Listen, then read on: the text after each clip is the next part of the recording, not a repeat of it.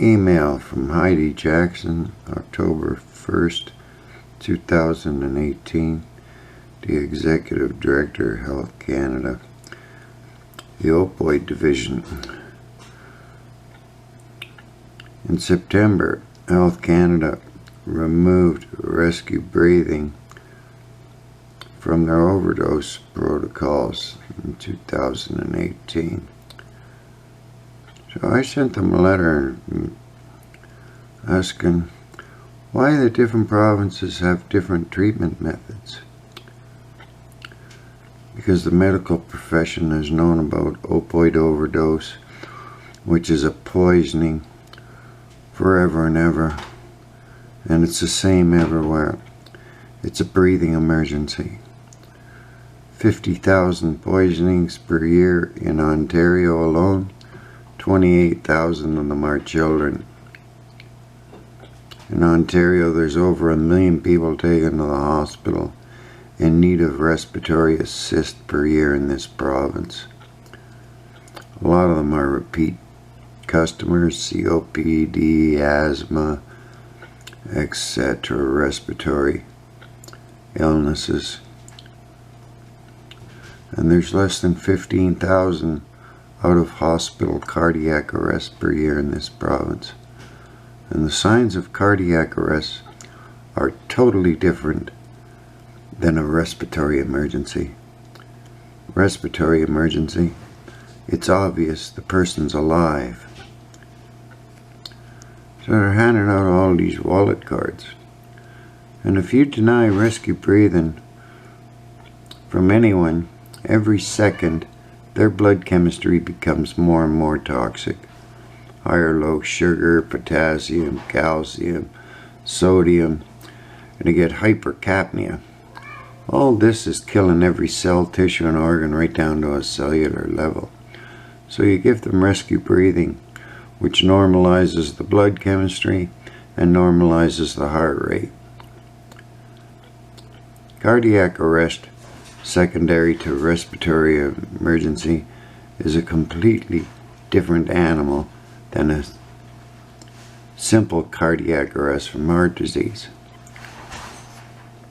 Give them rescue breathing, they will not suffer a cardiac arrest.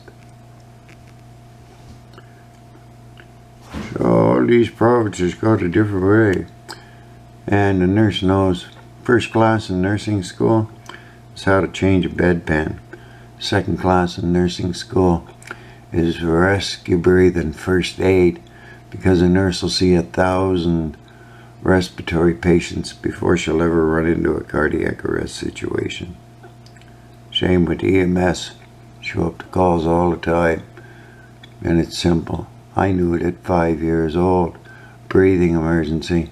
That's exactly what it is. It's a breathing emergency. Your heart's beating. So, symptoms of an overdose.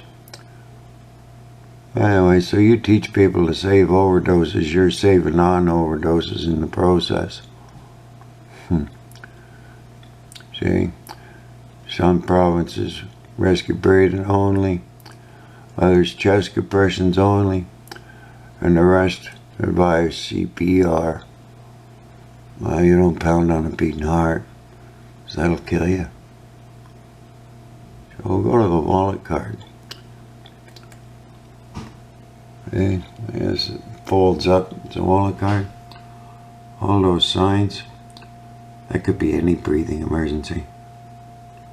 Doctor can't tell, nurse can't tell. Give oxygen, rescue breathing, diagnose, treat the underlying cause. Then they say do this. Administer naloxone. Yeah, well, naloxone doesn't always work. Polydrug overdose. Overdose mimic, eh? Anyone comatose? Anyone comatose? Comatose means you're alive. Your heart's beating. And then this is the end of this little fold-up wallet card they've been handing out to Canadian citizens. Good Samaritan Act. Well, a good Samaritan gives a rescue breathing to any respiratory emergency. This is costing you an untold fortune.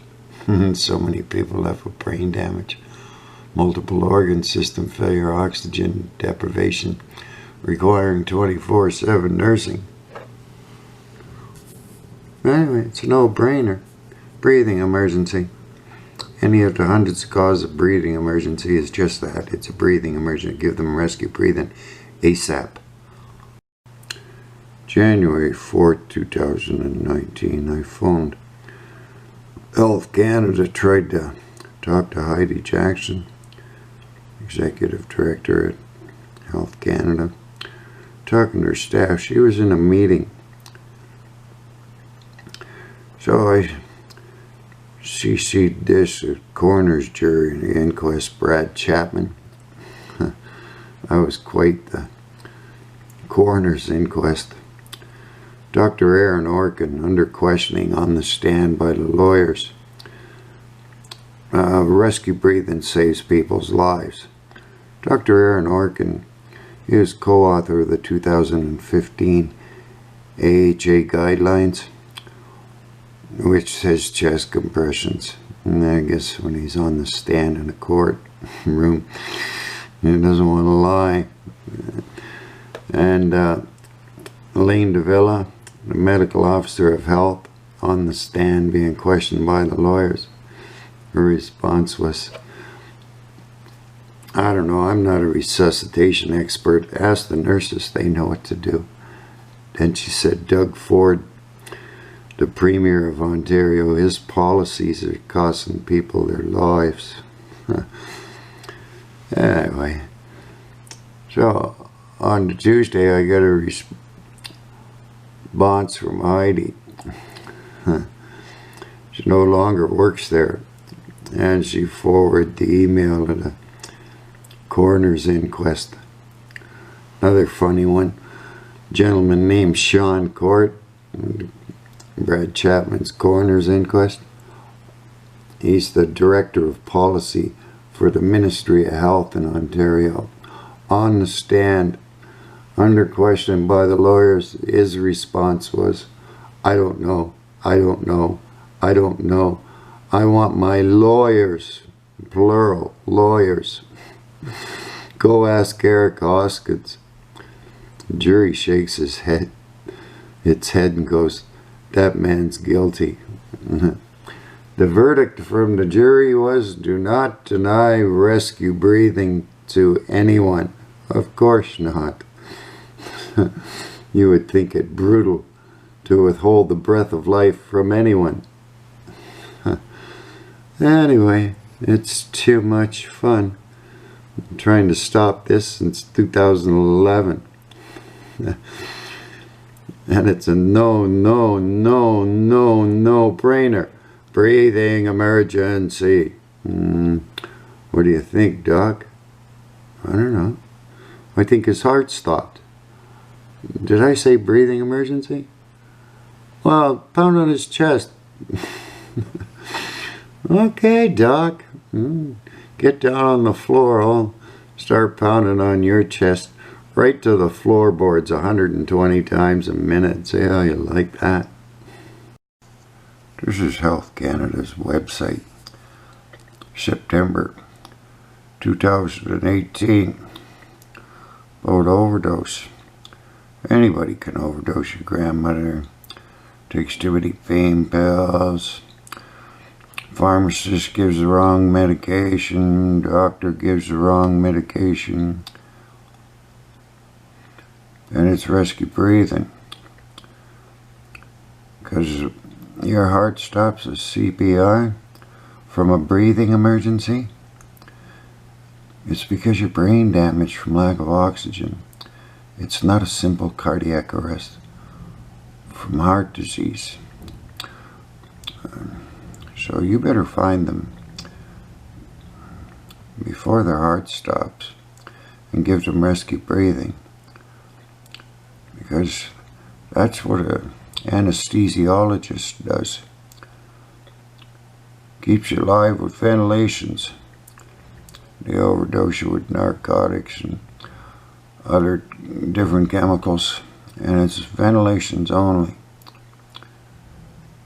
So if you don't have naloxone, just rescue breathing.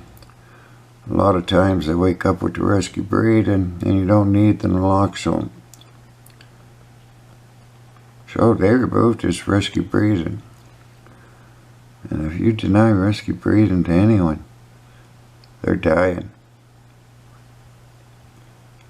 And if it's cardiac arrest secondary to respiratory arrest, prognosis is very poor. They'll need advanced cardiac life support methods, which is well beyond the layperson. You have to open up the chest, massage the heart with your hands, vast quantities of vasopressor, the paddles, the whole 9 yards of trauma team. And then they get your heart going, and then find out days later, well, this vegetable oxygen deprivation. So they remove life support. Anyway, without rescue breathing, that's costing you hundreds of millions of dollars as they removed rescue breathing. In October 2018, you wonder why, eh? You'd think it brutal to withhold oxygen from anyone. And I knew about it at 5 years old. And it's all through your Bible too, you know that, eh? Genesis 2:7, and God breathed upon humankind. It's in every culture. Great Spirit, the giver of the breath of life. So, you wouldn't want to happen to you, because you'll be comatose from lack of oxygen. And you can't stop a layperson from what they're doing to you. And a lot of people have been, teach them all the signs the person's alive, and then pound on a beating heart. Cheapers. Torturing the poor people. I've had to stop all kinds of people, giving chest compressions to people who are alive. Because you teach people to do the worst possible thing to do that you can do. They follow the doctor's orders. Doctors wouldn't lie to me. A nurse wouldn't lie to me. Why would they do that? And you gotta wonder why. Because doctors and nurses have respiratory problems too. Anyway, I'll show you what they've been telling you. This is September. Next slides. After September, October, when they removed rescue breathing in 2018. Health Canada's website, which they modified in October 2018. These are signs of an opioid overdose or any of the hundreds of causes of breathing emergency. Do you find difficulty walking, talking, staying awake? That's comatose. The person's in a coma. Shallow coma. Blue lips or nails or skin, that's cyanosis, oxygen deprivation. Very small pupils, that's meiosis, pinpoint pupils. That proves your heart's beating. Because if your heart stops, your pupils will be fixed and dilated, huge. Cold and clammy skin, dizziness, confusion, that's comatose. Drowsiness, comatose. Choking or gurgling sounds, that's Cheyne-Stokes respiration. Sounds like a seizure, you know. Same sounds as a seizure makes. Slow, weak, or no breathing. Yeah, shallow breathing. Hypoventilatory. Or no breathing. You stop breathing, you're not going to come alive until somebody starts breathing for you. And you can't wake the person up. That's coma. He's in a heavier coma. You shake him, can't wake him up. And this is what they tell you in 2018. They revised it to tell you what to do. Call 911. Sure, even a physician calls 911. And then it says give naloxone. No. Naloxone's second line defense. First, you stabilize the patient for 100 sound medical reasons. Oxygen deprivation causes your blood chemistry to become toxic. High or low sugar, potassium, calcium, sodium, and hypercapnia. That's high concentrations of carbon dioxide in your blood. So you give them rescue breathing, normalizes the blood chemistry, and they might wake up with just a rescue breathing alone. Naloxone doesn't always work. It's second line defense. Oh, it's rescue breathing for 100 sound medical reasons. You betcha, and medicine's only known about this for thousands of years. Yeah.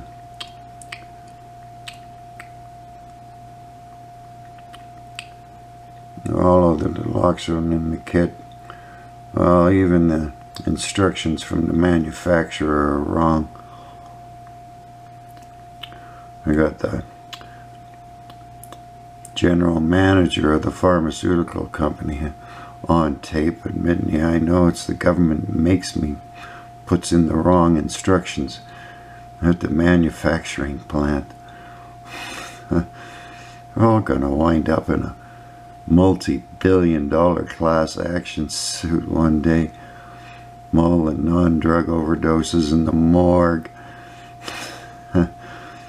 All the overdoses. Anybody can overdose. God. Anyway, it's rescue breathing. And it's too funny going to conferences full of doctors, eh?